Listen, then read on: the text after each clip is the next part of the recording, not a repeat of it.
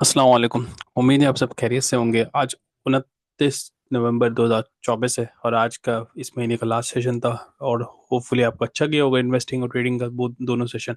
Market की बात करें, मार्केट पॉजिटिव रही। एक 1200 पॉइंट पॉजिटिव पॉजिटिव रही। देखने में बड़ा अच्छा लगा, 1 लाख से क्रॉस कर चुकी है, मार्केट ऊपर की तरफ जा रही है।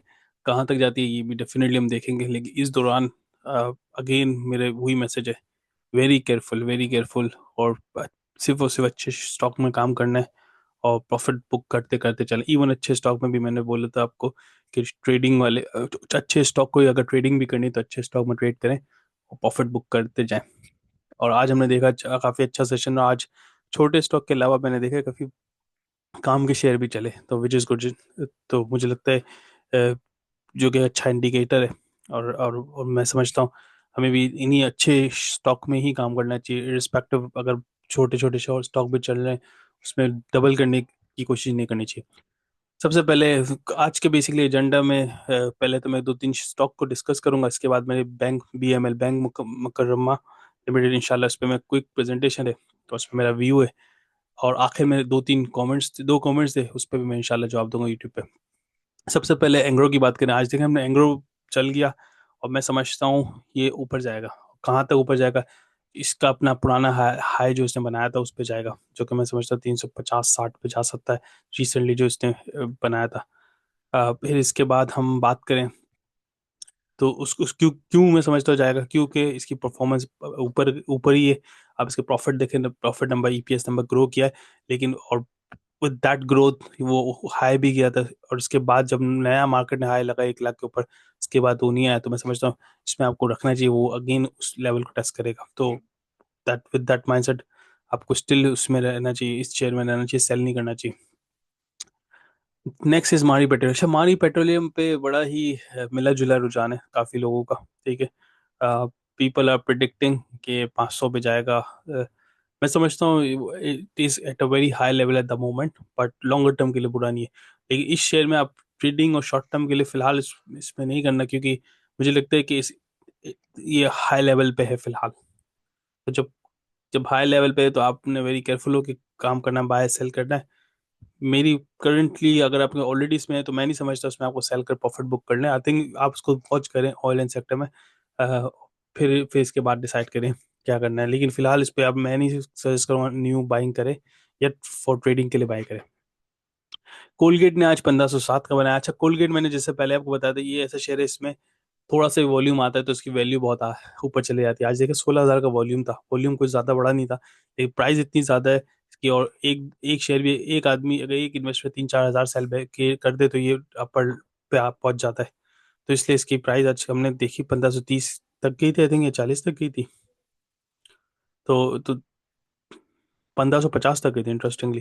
तो ओबियसली इसीलिए गई थी कि किसी ने, एक बंदे ने बेचा ऊपर, बेचने की कोशिश की, 3-4 हजार का वॉल्यूम, तो वो ऊपर ऊपर लॉक लग गया। क्योंकि बेचने वाले कम है तो सेलर बायर भी कम है, तो इस हिसाब से जल्दी इसमें ऊपर लॉक लग जाता है। विच डज नॉट मीन कि बहुत अच्छा कोई परफॉर्मेंस है या कोई न्यूज़ है। बाकी इसके अलावा इसकी बात करिए on a high longer term, मैं समझता हूँ जो मार्केट 1 लाख क्रॉस किए तो 1700 का वैल्यू उसकी होनी चाहिए शेयर की, जो कि नहीं है। बाकी आज की बेसिकली बैंक मकर, इस बैंक के हवाले से काफी सारे लोग सवाल कर रहे हैं। 2-3 दिन पहले देखा इसमें 25% इंक्रीज आया था।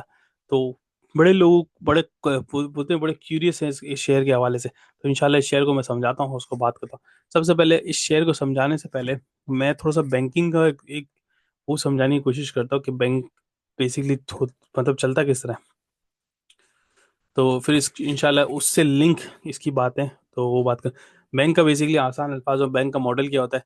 आप अपना पैसा डिपॉजिट करते हैं या सेविंग अकाउंट में रखाते हैं, उसके एवज में बैंक उस डिपॉजिट या जो आपने कराया हुआ है करंट या सेविंग सेविंग में, उसके एवज बैंक आगे लोन देता है बिजनेसेस को या दूसरे लोगों को। अच्छा, और फिर उस लोन के ऊपर सूद कमाता है या प्रॉफिट कमाता है। और फिर इन रिटर्न क्या करता है वो, अगर आपने इंटरेस्ट वाला अकाउंट है तो आपको इंटरेस्ट दे देता है, अगर आपका इंटरेस्ट वाला अकाउंट नहीं है तो वो उसकी जेब में जाता है। तो ये बैंक का मॉडल है और इसी तरह से बैंक कमाता है। इसके अलावा कोई और तरीके से कमाए तो वो मैं नहीं समझता वो बैंक का ऑपरेशनल इनकम है। ठीक है, अब इसके बाद मैं आया हूँ आप इससे अपनी उस पे अकाउंट्स पे। बैंक मुकर्रमा, इसके बारे में थोड़ी सवालात, थोड़ी सा ओवर भी दूंगा, फिर इसके बाद बात करूंगा कि क्या है। बैंक मुकर्रमा, मकरमा लिमिटेड, ये बेसिकली समिट बैंक पाकिस्तान में होता था पहले, और रिसेंटली तक आई थिंक 1 डेढ़ 2 साल पहले इसको चेंज करके इसका नाम कर दिया बैंक मुकर्रमा। और इसका नाम चेंज करने की वजह ये थी, आई थिंक इसकी ओनरशिप चेंज हुई, होल्डिंग चेंज हुई, इस वजह से इसको, और प्लस इसको इस्लामिक में भी कन्वर्ट करना था, तो समिट बैंक से ये कर दिया बैंक मुकर्रमा। इसकी रिसेंटली इसकी एक नोटिस आया था, आई थिंक 1 2 दिन पहले, जिसमें बोला था कि ये अमलगमेशन के हवाले से थे कि मर्जर रिस्ट्रक्चर कर रही है अपनी, इसके बेस, जिसकी टर्म्स इस तरह से हो कि वो अपने नए टीएफसी इशू, ये कंपनी अपने को शेयर, मजीद न्यू शेयर शेयर इशू करेगी टी, और एवज में ये कंपनी इसके लोन्स को सेटल करेगी, इस तरह से कोई अरेंजमेंट है, जो कि पॉजिटिव है। और नेट इम्पैक्ट इसका होगा 29 बिलियन, इसके एसेट बढ़ जाएंगे। तो तो उसके बाद हम देखते हैं क्या होगा इसके आगे, लेकिन इसका अरेंजमेंट इस तरह से है। तो इसकी वजह से हमने देखा इसकी वैल्यू में, और लोगों ने काफी बाय करना शुरू किया। तो तो इस वजह से लोगों ने बाइंग शुरू की, और प्लस ये बहुत छोटा शहर है, लोगों को पाकिस्तान में, हम हमारे माइंडसेट ये है कि हमें अपनी डबल करने की बड़ी जल्दी है। तो और इस तरह के शहर में लोग समझते हैं बहुत जल्दी डबल हो सकता है, ओबियसली हो सकता होगा, लेकिन आप हर चीज को सट्टे की पॉइंट से ना देखें ना। तो इसके फाइनेंशियल की बात करें, फाइनेंशियल रिजल्ट में की बात करें, ठीक है, ये लॉस मेकिंग कंपनी, ठीक है, और तकरीबन लॉस थोड़ा थोड़ा कम हो रहा है, ठीक है, लेकिन स्टिल लॉस मेकिंग कंपनी, और नेट इसके नेट नेट लाइबिलिटीज है। तो मतलब 16 अरब की नेट लाइबिलिटीज है, मतलब ईपीएस इसका नेगेटिव है। ईपीएस भी दिखा देते हैं। हाँ, ईपीएस इसका ये रहा, 9 मंथ एंड दिस, तो 0.60 नेगेटिव है, पिछले साल 0.77 था। तो इट लुक लाइक लॉस कम हुआ है, लेकिन स्टिल नेगेटिव है।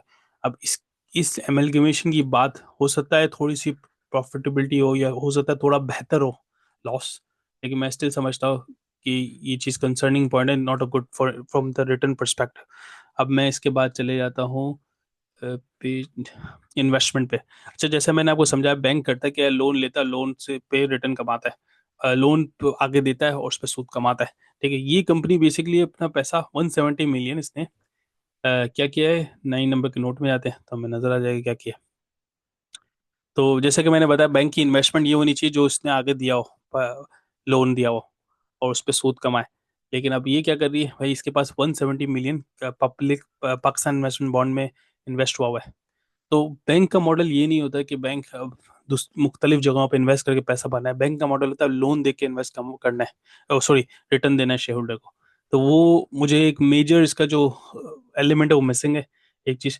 दूसरी चीज ये, और यहाँ पे इनकी ना इस तरह की कोई भी, ओबियसली इनके सी, ये जो पेज नंबर डायरेक्टर रिपोर्ट पे जरूर डायरेक्टर्स ने बोला कि हमने लॉस कम किया है, लेकिन मैं ये नहीं देख रहा कि कहीं भी इस तरह की चीज मेंशन हो जिस जो ये चीज बता रही हो कि कंपनी ये काम कर रही है जिसकी वजह से इनके डिपॉजिट्स बढ़ेंगे, या कंपनी ये काम कर रही है जिसकी वजह से इनके डिपॉजिट, लोन ज्यादा लोगों को दे सकेगी।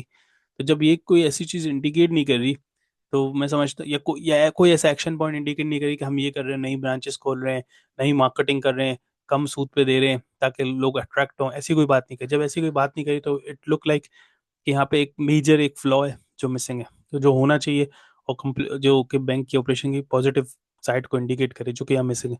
तो इस बेसिस पे ना मैं समझता हूँ it's too early to invest in. अगर आपने सिर्फ सट्टेबाजी करने रख दें, हो सकता है 1 2 साल बाद शायद डबल हो जाए, बट इन माय व्यू मैं इसको पर्सनली इस तरह से किसी कंपनी में इन्वेस्ट, सट्टे की पॉइंट से इन्वेस्ट नहीं करता, डबल की पॉइंट से। जबकि फंडामेंटली स्ट्रांग नहीं, टेक्निकली भी स्ट्रांग नहीं, तो in my view not not a good share to make money. ये हो गई बात अल मकर की बात, अल मकरमा लिमिटेड समिट बैंक।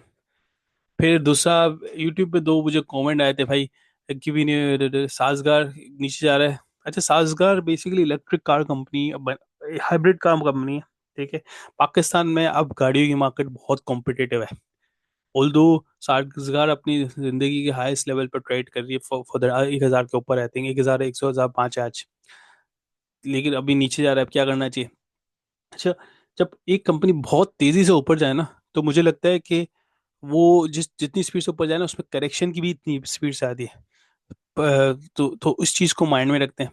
प्लस अगर आपने ज़्यादा इसमें इन्वेस्ट किया, मेरे ख्याल में आप इसको होल्ड ही करें। और काफ़ी ज़्यादा नीचे जाए तो आप एवरेज आउट करें। Average out is a very good technique जो एक लॉन्ग टर्म इन्वेस्टर को पता होनी चाहिए। अगर आपको लगता है कि 10-15% नीचे गिर गया आपकी बाइंग से, तो आपको इसको एवरेज आउट करें। अगर नहीं गिरा तो नॉट नॉट टू वरी, उसको होल्ड करें। कंपनी अच्छी है, रिजल्ट दे रही है, वो मार्केट में इसकी गाड़ियां अब बहुत ज़्यादा नज़र आने शुरू हुई, तो मैं समझता हूँ इज़ अ गुड इंडिकेटर। इसमें होल्ड करें, कोई टेंशन की बात नहीं है। लॉन्गर टर्म पे आपको ग्रोथ दे जाएगा। वो बाकी ये मीज़ान बैंक, दूसरा सवाल ये था, मीज़ान बैंक लेना चाहिए या फैसल बैंक?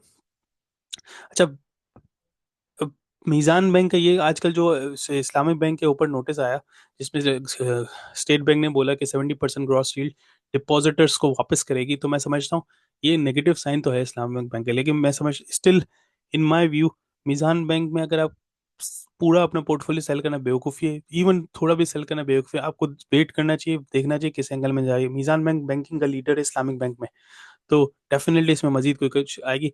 और अगर इस दौरान मार्केट सिग्निफिकेंट डिप मार जाए ना मीज़ान में, तो मैं समझता हूँ वेटेड एवरेज या एवरेज आउट करें या फ्रेश बाइंग करें।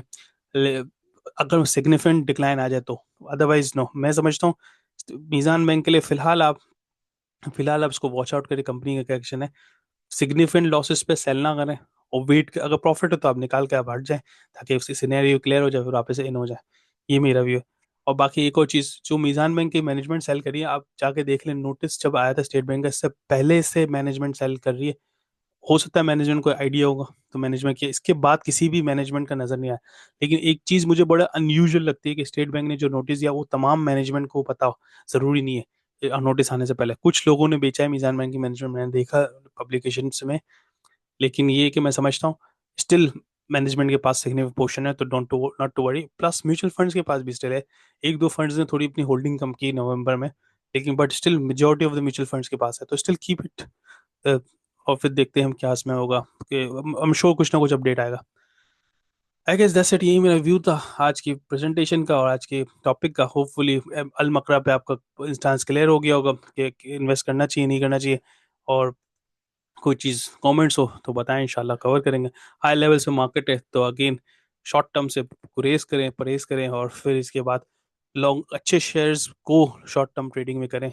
और बेकार शेयर्स हैं उसमें हाथ, ना लॉन्ग टर्म ना शॉर्ट टर्म के लिए, दोनों के लिए एंट्री नो। जैसे जजाकल्लाह, अस्सलाम वालेकुम।